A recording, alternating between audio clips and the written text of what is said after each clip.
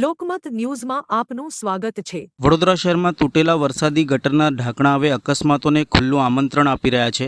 વડોદરા શહેરના મુખ્ય માર્ગો ઉપર ઇન્ફ્રાસ્ટ્રક્ચરની બિસ્માર સ્થિતિ અને હલકી ગુણવત્તાના કામોને લઈને લોકોમાં ભારે રોષ જોવા મળી રહ્યો છે। આ મુદ્દે એક સામાજિક કાર્યકર્તાએ મ્યુનિસિપલ કમિશનરને રજૂઆત કરી જવાબદાર અધિકારીઓ અને કોન્ટ્રાક્ટરો સામે કડક કાર્યવાહી કરવાની માંગ ઉઠાવી છે।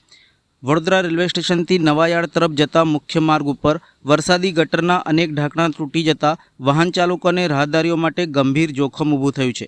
વ્યસ્ત માર્ગ ઉપર આવેલા આ તૂટેલા ઢાંકણાના કારણે ગમે ત્યારે કોઈ મોટો અકસ્માત સર્જાઈ શકે તેવી ભીતિ વ્યક્ત કરવામાં આવી રહી છે। સ્થળની મુલાકાત દરમિયાન સામાજિક કાર્યકર્તાઓએ મીડિયા સમક્ષ આક્ષેપ કર્યો હતો કે શહેરમાં વરસાદી ગટરના ઢાંકણા બેસાડવાની કામગીરીમાં હલકી ગુણવત્તાની સામગ્રીનો ઉપયોગ થતો હોય તેમ જણાઈ રહ્યું છે।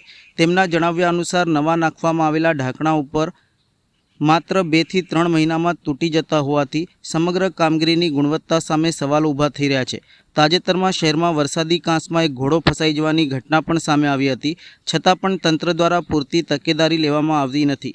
સામાજિક કાર્યકર્તાએ ચેતવણી આપતા જણાવ્યું હતું કે જો કોઈ નિર્દોષ વ્યક્તિ ખુલ્લી કે તૂટેલી ગટરમાં ખાબકી જીવ ગુમાવશે તો તેની સમગ્ર જવાબદારી પાલિકા તંત્રની રહેશે।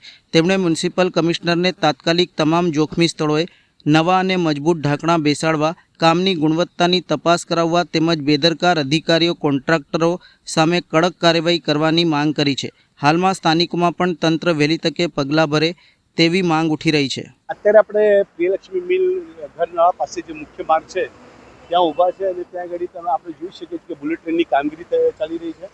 મુખ્ય માર્ગ હોવાથી બુલેટ ટ્રેનની કામગીરી ચાલુ હોવાથી ઘણા બધા હેવી વ્હીકલ્સ આ રોડથી અવરજવર કરે છે અને જે પ્રમાણે વરસાદી કાંસના જે ઢાંકણા તૂટી ગયા છે, અત્યારે આપણે થોડા દિવસો પહેલાં જોયું હતું કે એક ઘોડો વરસાદી કાંસમાં પડી ગયો હતો।